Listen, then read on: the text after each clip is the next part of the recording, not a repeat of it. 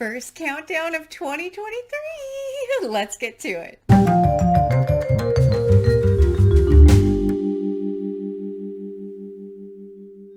Hi everyone, I'm Sandy and welcome back to my channel. Today I have 1001 book countdown for you, the first one of 2023. Very exciting to start this back up in 2023.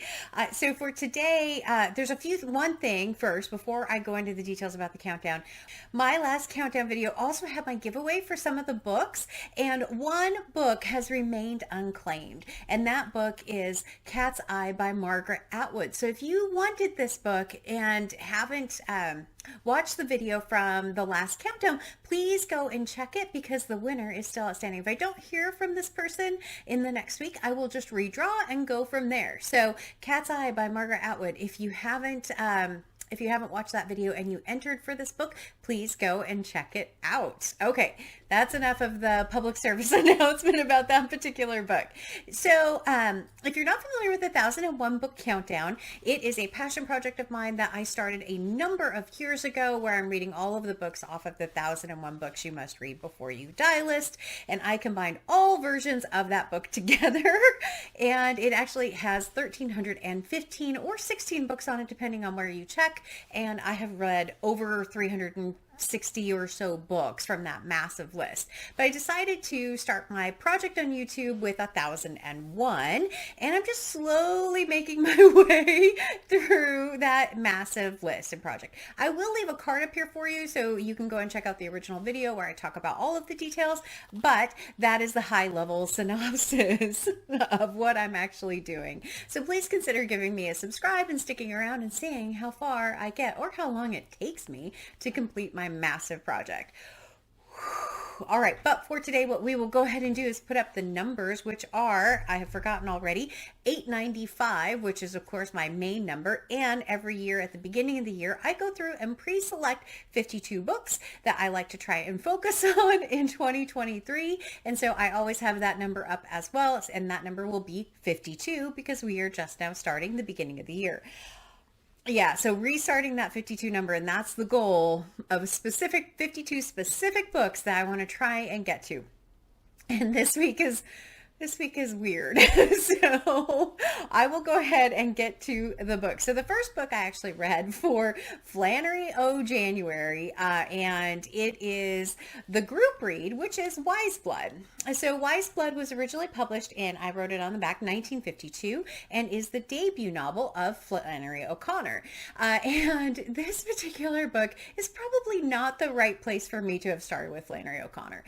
There are a number of characters in this book that are just not very likable, and a lot of language that I personally have a really hard time with.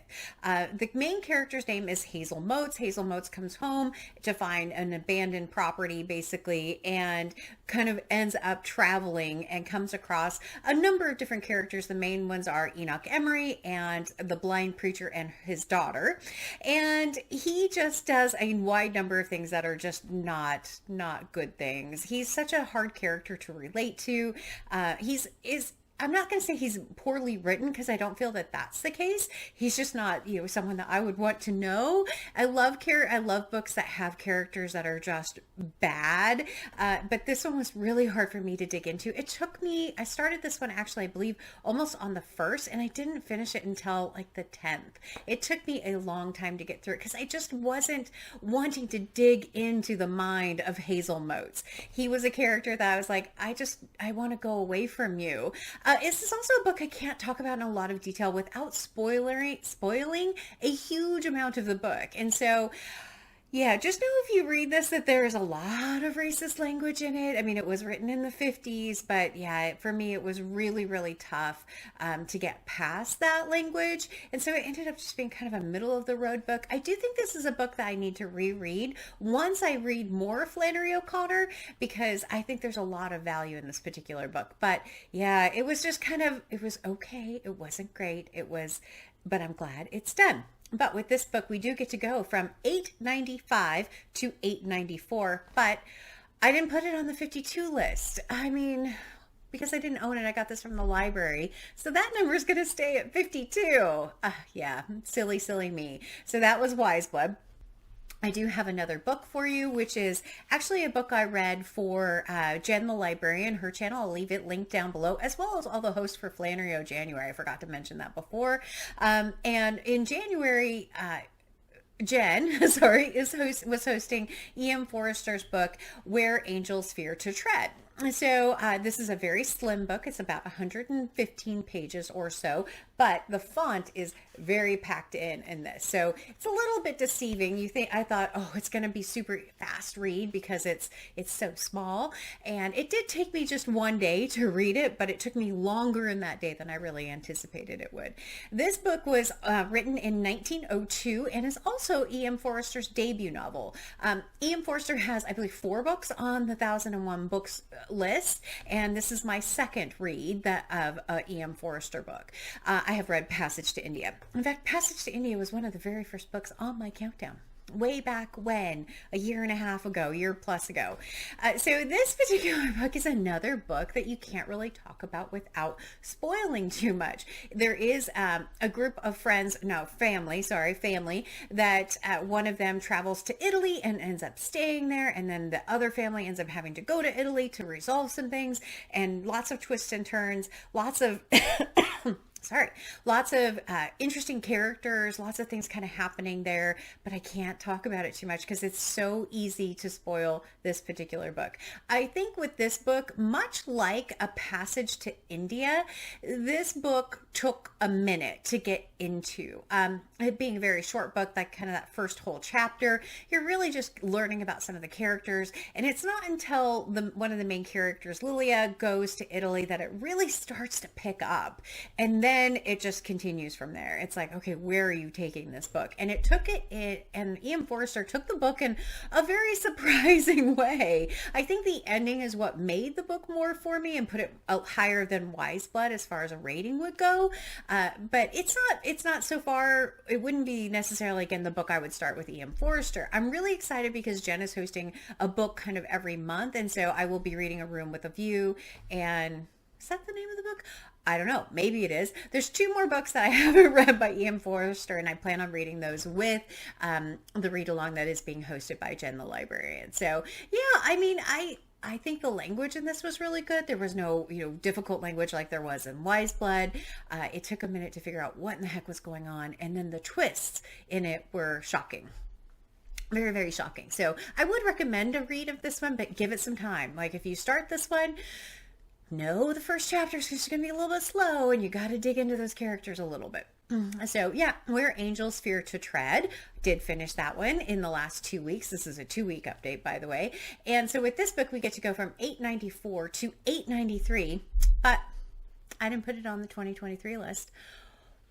Why didn't I put it on the 2023 list? I don't know. I didn't own it at the time that I was creating that list, and now I'm drastically regretting that because now my number stays at 52. So in the first 2 weeks, I have not scratched off a single book off of the 52 list. I mean, 893 is a great number, and I'm so incredibly happy to be at that and in the 800s, almost out of the 890s. I think that's amazing progress. I'm super happy about that, but yeah, that 52 number is just sitting there looking at me saying, when are you going to read a book off of this year's list? I don't know.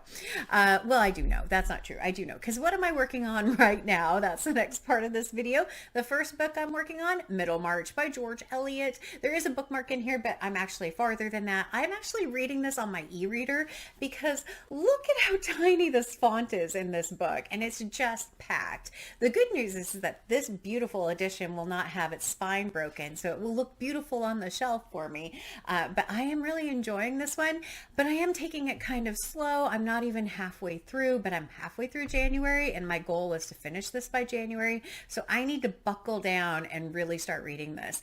I am enchanted by a number of the characters and happy to be back in a George Eliot novel. I've read 2 other George Eliot novels. I've read Silas Marner and I read Adam Bede, and Adam Bede was one of my favorite reads. So, but Middlemarch, I am working on that one. And then the other book I plan on picking up for Flannery of January, which is on my 52 list, is this one. This is the complete stories, but really what I'm reading is a set of short stories for Everything That Rises Must Converge. And I'm really excited about dipping into more Flannery O'Connor and seeing what I think of these short stories. I've heard really good things about the short stories. I hadn't heard as much about Wise Blood, but this will be the next thing that I pick up from the 1001 book list. I actually had a buddy read scheduled with Britta Bowler and we pushed it out a couple of weeks, so that one will be showing up towards the end of the month. And then I only have the Alexander Dumas book, so I'm not too concerned about the January numbers as far as being able to carve down that 52 number. Yeah, I made other choices. The other books that I'm reading were one is a group read and one is for the Past and Futures Readathon. So I have picked up Charlie and the Great Glass Elevator. This is the book that was published in the year I was born, which was 1972. And this one has been a lot of fun where I'm not familiar with the story. I've actually already read Charlie and the Chocolate Factory, which I'll talk about in my wrap up. But this is my current read. It's a very fast read as well. There's a lot of illustrations in here that take up quite a bit of space, and the font is very big, which is great for my old eyes. But I am reading that one. And then the other one that I am reading is Record of a Spaceborn Few by Becky Chambers. So I have made significant progress in this. You can see the bookmark in there. I have about 120 pages left. I'm doing this as a group read with Fraser Simon, Sarah from Freshly Read Books, and from Gemma Books. This book has been a delight to read because it goes back to a more similar style to the first Becky Chambers book in the Wayfarer series. But the end of part 3, man, I was surprised by the end of part 3. But those are the other books, the non-1001 books that I am currently reading. I have finished 2 other books. I mean, I've read quite a bit this month. I've read, and I think I've read now 6 books or so, which is amazing, but not as many off of my 1001 list. So I don't know what's going on. Maybe next time I do my update, it'll be incredible, and I'll have 4 books off of the 52 list. I don't know. We'll see. But with that, as always, like, comment, and subscribe. And until next time, everyone, thanks. Bye.